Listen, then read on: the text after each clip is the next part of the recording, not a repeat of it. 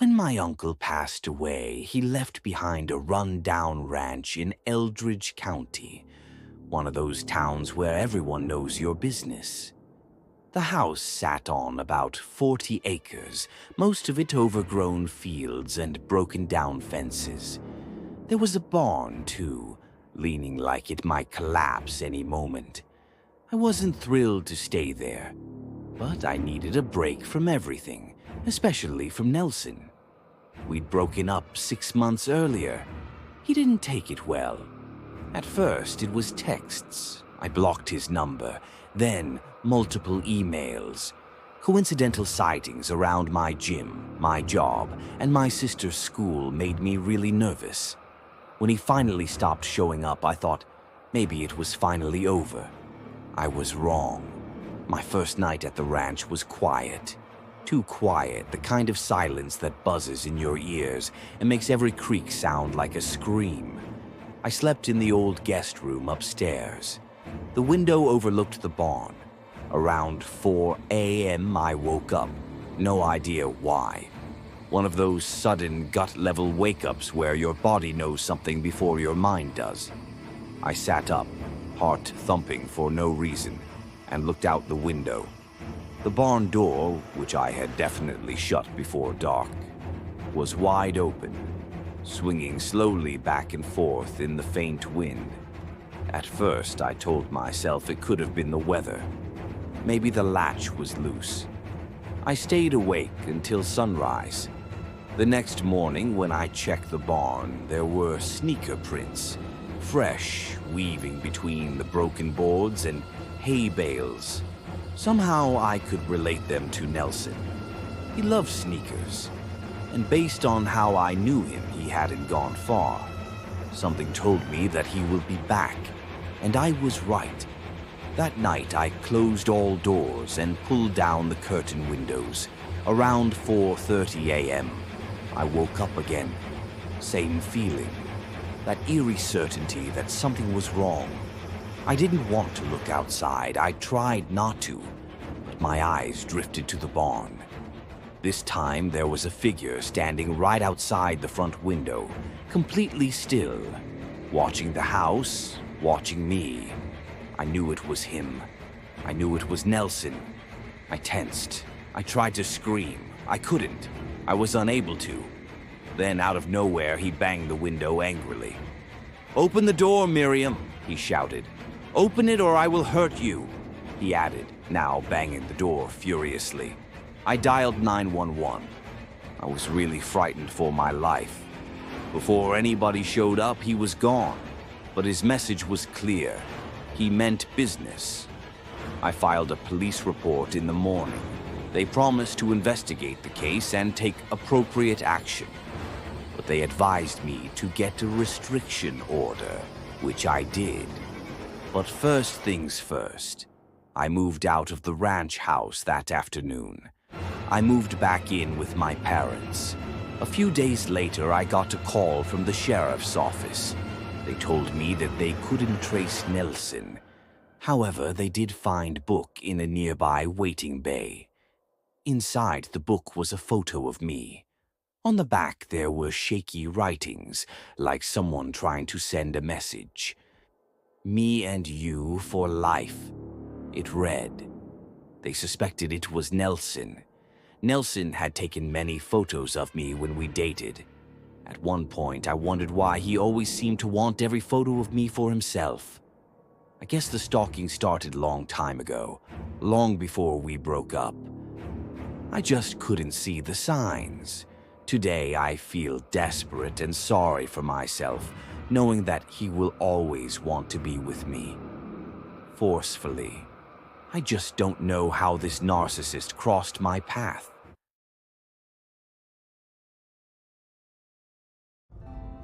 Last summer, I landed a house-sitting gig for my boss, 2 months at his estate while he traveled abroad. It wasn't a mansion, but it was massive compared to anything I'd ever lived in. 3 floors, huge glass windows, and a backyard that opened right onto a private golf course. It sounded like a dream, until it wasn't. The first 2 weeks were easy. Small tasks, watering plants, bringing in the mail.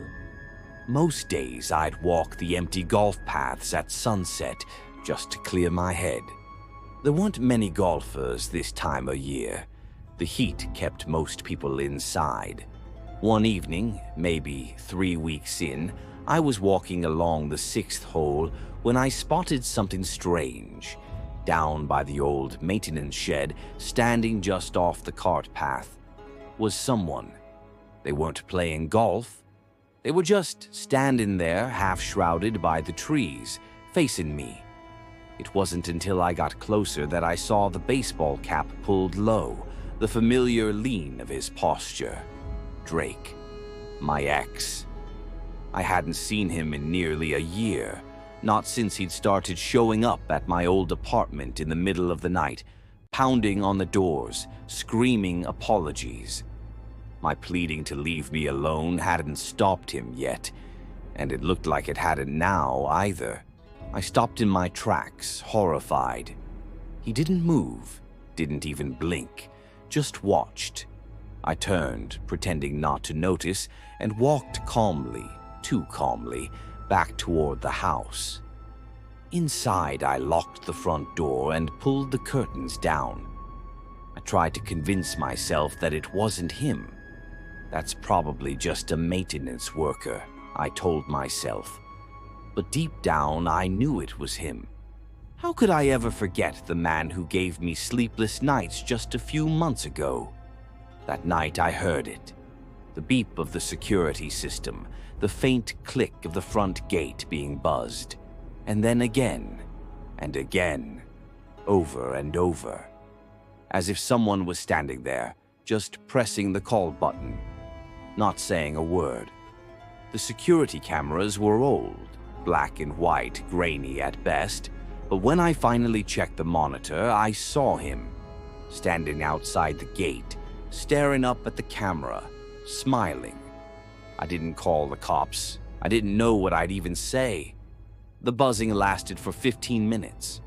For the next few days, nothing happened.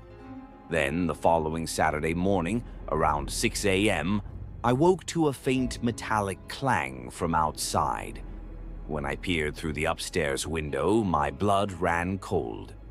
Out on the golf course, just where the path dipped out of sight, someone had set up dozens of golf carts in a loose, broken circle, like a trap or a warning.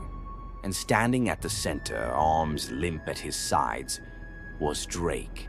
I backed away from the window, tensed, my chest thumping fast. No way was I imagining this. No way this was coincidence. I called my boss, this time trembling so badly I could barely hold the phone. By the time the rapid response team arrived, the carts were back where they belonged. No circle, no figure, just endless, moonlit grass stretching quiet and empty. The guards took a report, but didn't seem concerned. I guess my unusual ordeal didn't fit the narrative of fear. But I knew what I saw. I left the estate 2 days later. I just pinned an excuse to quit my position.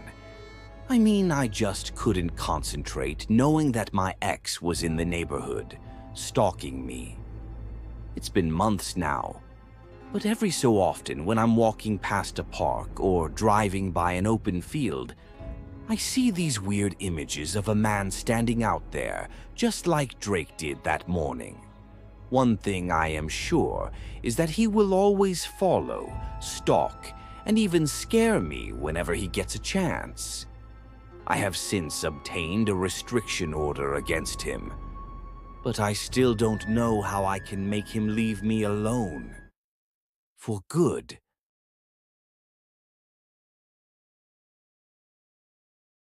Growing up, we used to visit our grandparents' farmhouse occasionally. For me, I really loved the setting. Quiet, simple, and tucked deep in the countryside with nothing but fields stretching out tens of miles. When they passed away, the house sat empty for years. Last fall, I decided to move in temporarily to clear my mind after a messy breakup. I loved the farmhouse deep in the farm. At first, it was peaceful. I'd work on small things around the house and take long walks along the edges of the cornfields at dusk. It almost felt like healing for me, until he showed up again. We hadn't ended well. Obsessive texts, surprise visits at work, and other weird behaviors. It had been months of silence since I blocked his number and relocated. I figured that he'd moved on. I was wrong. One night, a few days after relocating to the farmhouse, I was sitting on the porch when I noticed something strange. Way off at the edge of the corn, too far to make out, there was a flicker of light. A small handheld flashlight moving low between the stalks. Maybe it was a lost hiker, a hunter.